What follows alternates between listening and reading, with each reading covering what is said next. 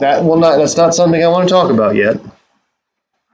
But it starts in quadrant 1 and goes around counterclockwise. Yeah. I'm ready to talk about strippers taking cash. First thing I want to talk about is patterns down on the bottom. 30, 60, 90 pattern and 45, 45, 90. There's two patterns you can learn. They both work. I'm going to give the easy ones first. The easy 30, 60, 90 pattern, of course, obviously you draw a 30, 60, 90. That does matter. If you don't put the angles in there, I will not give you credit for it. It's not that hard to put 30 and 60 in the corners. The easiest 30, 60, 90 pattern to remember is 1, double it for the hypotenuse, root 3. I don't know why I wrote root x. Root 3 for the long leg. That is the easiest one to remember. All right. The one that we actually use when we draw when we talk about the unit circle, it's a little harder to remember. But on the unit circle, the pattern that we use has a hypotenuse of 1. And if the hypotenuse is 1, what's the short leg? 1/2. And what's the long leg? I don't really care which one you memorize. I'm going to give you full credit for either one of them, okay? I'm just saying when I start doing unit circle, that's the one I'm going to use. Are they the same? Just variation in numbers. One of them's half the size. The reason we use the 1 is because a unit circle has a radius of what? That's why we use that pattern on the unit circle. On 45, 45, 90, the easiest string of numbers to remember is 1, 1, root 2. Legs are the same. They're by definition congruent. Hypotenuse is root 2. That's the easiest pattern to remember, 45, 45, 90. But again, you talk about unit circle, and things change. On the unit circle, the hypotenuse of the triangle becomes the radius of the circle, so it has a length of 1. And what are the legs? Root 2 over 2. Notice I'm doing this on 2 separate pieces of paper. There's a reason for that. I'll probably end up using a third too, because things have a tendency to get cluttered. So these are root 2 over 2. And I don't care which one you write. I'm just asking for a 30, 60, 90 pattern and a 45, 45, 90 pattern. Ideally, these are the ones you get stuck in your head, but truth be told, when I'm tired, these are the ones I use because I'm just tired. And these are a little bit harder to do mentally because the numbers are just funnier. So, a lot of times I actually refer back to the easy patterns because they're easier.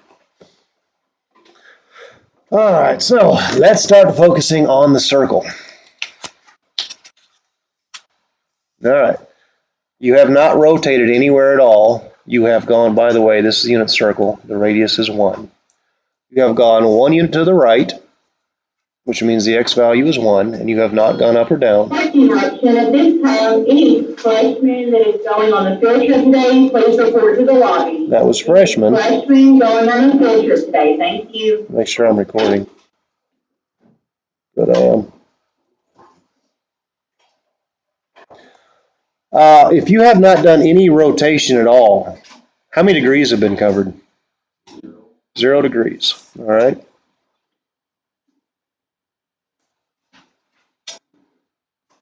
There's the degree symbol.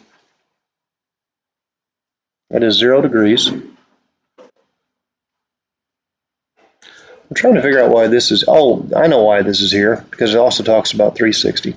Put your 0 degrees right here. Do you know how many radians 0 degrees is? 0 pi. So good, you remember that. If we were to rotate full circle, how many degrees would have been covered? 360. That's what that second blank is for on this one. How much pi? 2 pi. Good, you remember something.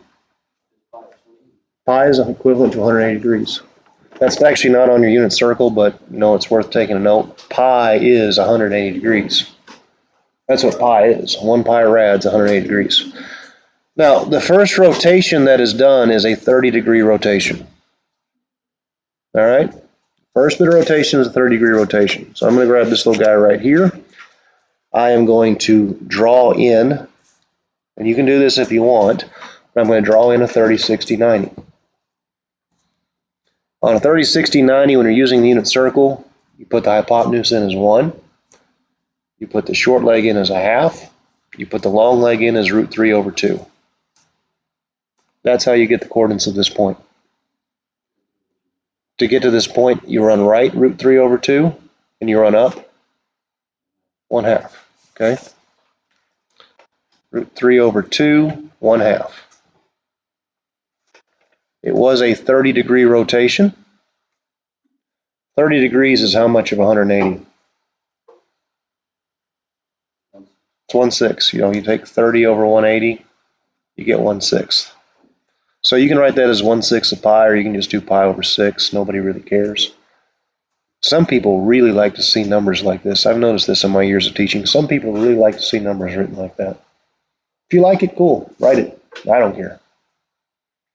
Anyways, the next rotation is a 45-degree rotation. If you were picking up lunch from the cafeteria, if you told me the other day you need to pick up lunch, swing by the cafeteria before you go. When you go back to the page where you like draw the time on Yeah. That's why I got so many sheets of paper. And that's why you got so many sheets of paper too. Because if I do it all on one sheet, it's just a big mess. All right. The next rotation, and I grabbed a clean sheet for this, is a 45-degree rotation. It's 45 degrees. So I rotate 45 degrees here. So I'm thinking about the 45, 45, 90 pattern. And again, what's the radius of the unit circle? 1. So the hypotenuse is 1. And the side lengths are √2/2s. That gives me this ordered pair right here. Both of them √2/2. Both of them. You remember what 45 degrees is equivalent to as a pi rad? It is pi over 4.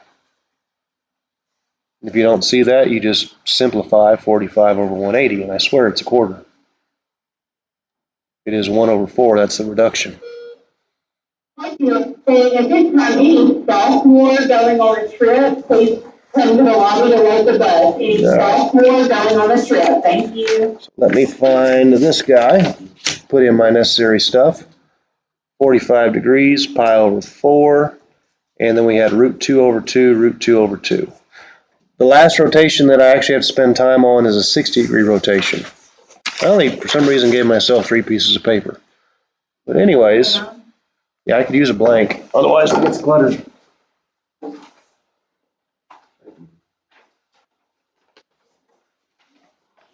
Last rotation. By the way, after you construct quadrant 1, I don't know if you remember or not, but it gets a lot easier. It does. It's the construction of quadrant 1 that matters, and that's why I'm teaching on it. Ideally, you memorize it, but I do want you to understand why it is the way it is. The radius is 1. Which leg's long? This one down here or this one? The little one, right? It's a half. And what's the long leg? √3/2. That'll give you your x and y values up here. You went right a half, and you went up √3/2. All right, so back to what I'm working on over here, the full thing. I went right a half, went up √3/2. It was a 60-degree rotation. What's 60 over 180? 1/3. So pi over 3. 6 over 18 is a third, right? Pi over 3. All right, and finally we can finish quadrant 1 when we rotate right here. How many degrees of rotation? 90 degrees of rotation. What's 90 over 180? That's pi over 2. That's a half. And to get here to these coordinates, you went up 1, but left and right nothing. Now we can start constructing the remainder of the quadrants. So the only reason I did that is so you guys would see I didn't just pull things out of my butt and stick them on paper. They're based on 30, 60, 90, and 45, 45, 90 theorems. All right. I like to use the concept of symmetry for my ordered pairs. So I'm looking at this guy and this guy. What changes sign? X. Negative 1/2, root 3 over 2. Symmetry. This guy corresponds to root 2 over 2, root 2 over 2. Let's say change signs. X. I don't think y'all will have a problem. Wish I had last year's grade book. I could tell you if you're going to have a problem or not, but they make us turn those things in. But I don't remember anybody in here having a problem, unless it was Kyle. He's not listening, is he? Same thing here, right? Symmetry. Negative root 3 over 2. Still a half. All right, this one isn't. Actually, this one's symmetry too, isn't it? Negative 1, 0. Bye, seniors. Seniors going on the trip. They do that sometimes. Huh? If you don't want to go, you can just tell them you don't want to go. No, if we win. No, nobody would notice. Because some teachers don't do their job. They're supposed to check you in and off the bus. Miss Smith is the one. Oh, she's on. She You was done? good. Pile. She's very passionate about her job. Good. Or she just doesn't cry. You should be passionate about your job. Otherwise, this is what you get right here. Oh, there's 2. I thought there were 4 of y'all staying. Yesterday, you guys told me there was going to be 4 of y'all. Well, I'm still teaching. Because we're taking a quiz tomorrow. I probably should have told them. Well, I guess they'll find out, right? It'd be the same thing as last time. You get so many tries. All right, so cool. I got my 2 smart ones left. Awesome. How many degrees of rotation to here if the big sectors were 30 degrees? 120. And that is the thing. The big sectors are each 30 degrees. The little guys are what, 15? Tatum, you remember that? So 120 and 15 is 135. Add 15, 150. Add 30, 180. And then you do your radian conversion. Some kids struggle with this, but it seems to me that 120 is twice a 60. And that's kind of the thought process that I think most kids do. So therefore, the radian has to be twice a 2 pi over 3, which is simply twice a pi over 3. 135 is how many 45s? 3 of them. 150, you'd be probably thinking about your 30-degree angle. 150 is how many 30s? So 5 of them. And 180 is, by definition, pi. So symmetry was used, and even looking at the radians, I was still kind of somewhat being symmetrical with my thought process. I was. If you go on YouTube, you'll see some videos where they teach like the 2, 3, 5s because they show up and the 3, 4, 6s show up. I never thought it was a worthwhile pattern, so I never bothered using it. But that's me. Lots of stuff available on YouTube. Let's finish off the degrees because that's supposed to be. If I was taking this as a quiz, I would actually do degrees first. You had 30, you're at 210. You had 15, you're at 225. You had another 15, 240. Then 270. You're sitting at 300, 315, 330, and then back full circle to 360. If I was taking this quiz, it's the first thing I'd do. All right. The pies, I don't know if you remember these or not, but use symmetry. All right. Stay on your diagonal. This lines up with pi over 6. And this is not like actual math I want to do. Some kids are really stink at math, but what you're supposed to think is you're supposed to think, oh, I rotated half a circle. You're supposed to think pi plus pi over 6. But that's hard for a lot of kids to do. Now, they don't realize that's 7 pi over 6. God love them. They just don't know it. I told you in Algebra 1 that you could, or sorry, Algebra 2, that you could just take the 6 and the understood 1 and add them. You remember me talking about that? Maybe, maybe not. It works. Just stay on the diagonal. 1 plus 6 is 7. So 7 pi is sitting over a 6. Or maybe you just have a really good memory. I don't know. The technique is the same here. Stay on the diagonal, run into pi over 4. What's understood to be in front of that pi? What's 1 plus 4? 5 pi over 4. Or you can just literally add your pi. It just depends on who you are as a kid. Let's look at this diagonal. I run along the top. I'm at pi over 3. 1 plus 3. 4. This is 270. It even works on this one. Run that diagonal to the top. 3 pi over 2.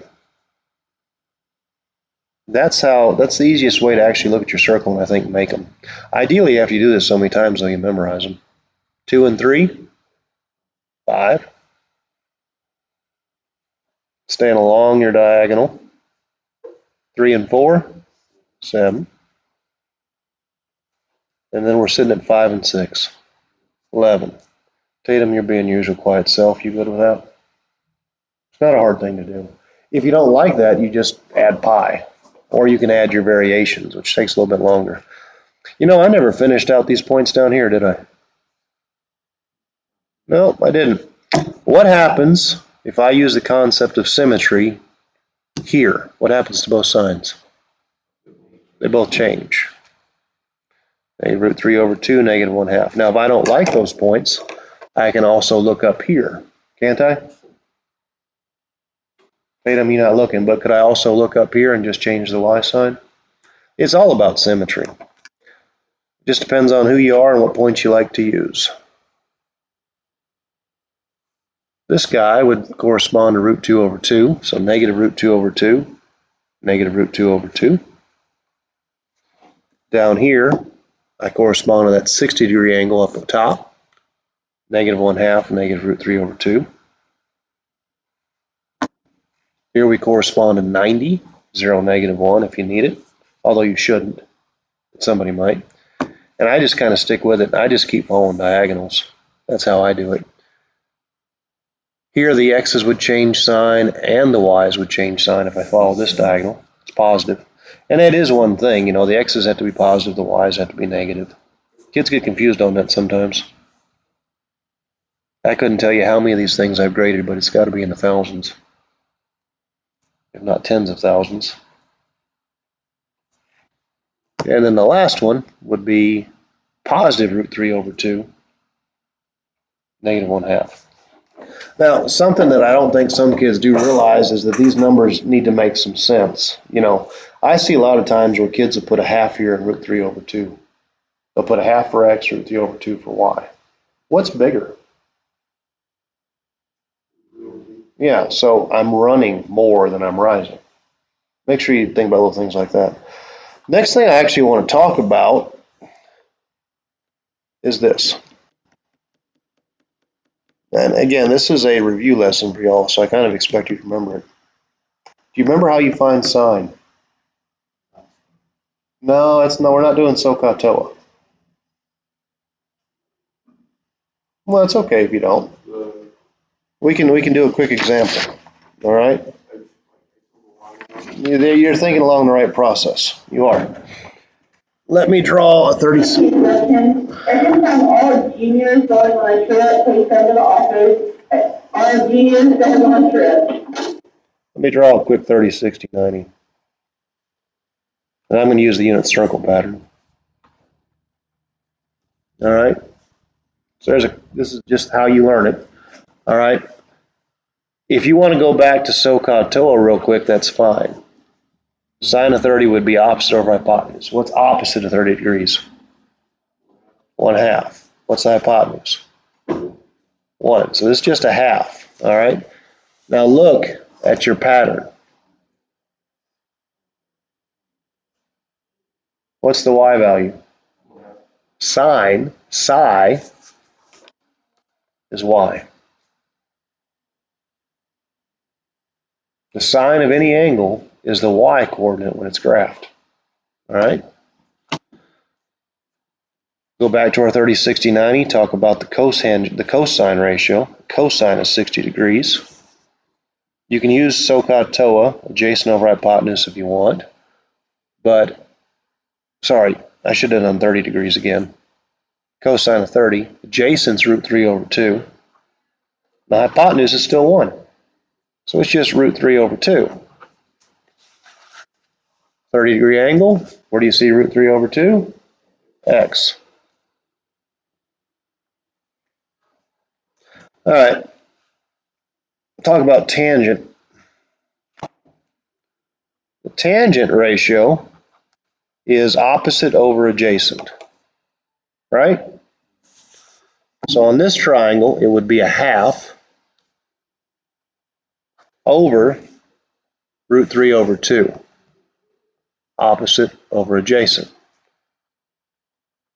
The 1/2 was a y value, and the root 3 over 2 was an x value, was it not? So that's why we talk about tangent being y over x.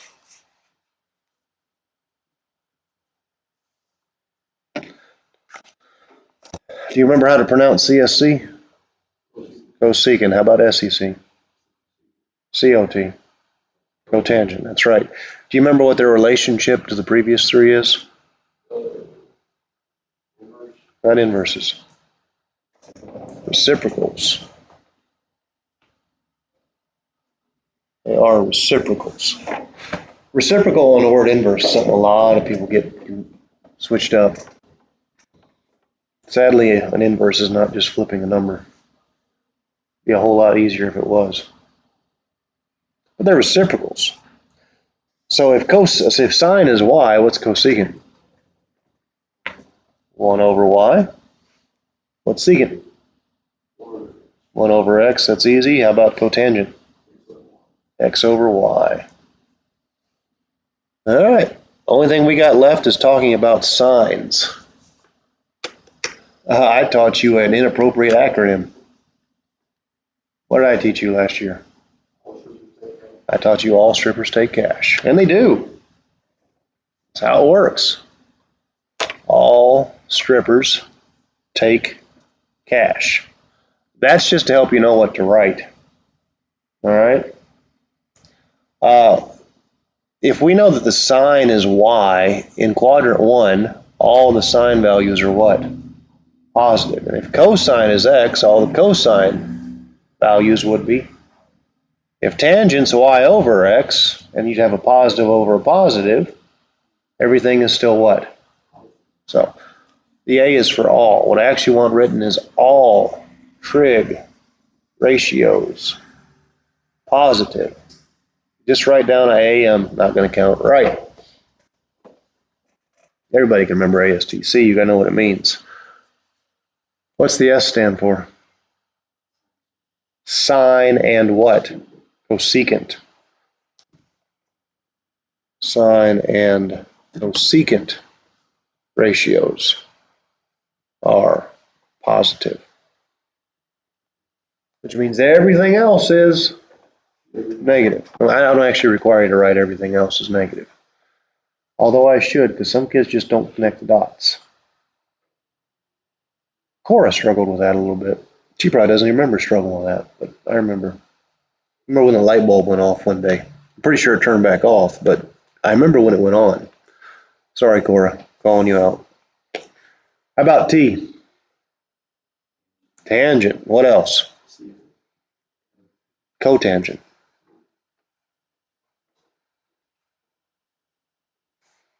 They are positive. And last, we have a C. Cosine and secant are positive. There's a clock right there, honey. How many minutes left?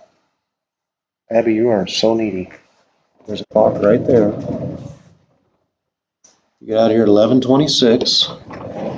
So I'd say you got 10 minutes. Okay, 10 minutes left. Anyways, there is your unit circle. You have a quiz tomorrow. That's Wednesday, right? You have a quiz Thursday, and if I see you, you have a quiz Friday. I plan on making you all do 7 straight hundreds. I think in Algebra 2 it was just 3 or 4, wasn't it? It wasn't that high of a number. It was 3, I think, 3 straight hundreds. I gave 7 total, but it was 3 straight hundreds and you were done. So with y'all, it's going to be 7 straight hundreds. And I can't tell you how many I'm going to give you. Could be 10, could be 15. Be more than 7. The goal is 7 straight hundreds. In 5 minutes. right? And when you're doing trig, by the way, this is the quickest way to do it. But if you're tired, those two things come into play. A big deal. You know, on a day I'm tired and I can't picture this thing in my head, I default to these. Because what was this thing built from? What did I build this thing from? I built it from that. So on a day I'm not mentally strong, this is what I do. On a day where I'm running 80, 90% and above, that's what I do. Just depends on how I'm feeling.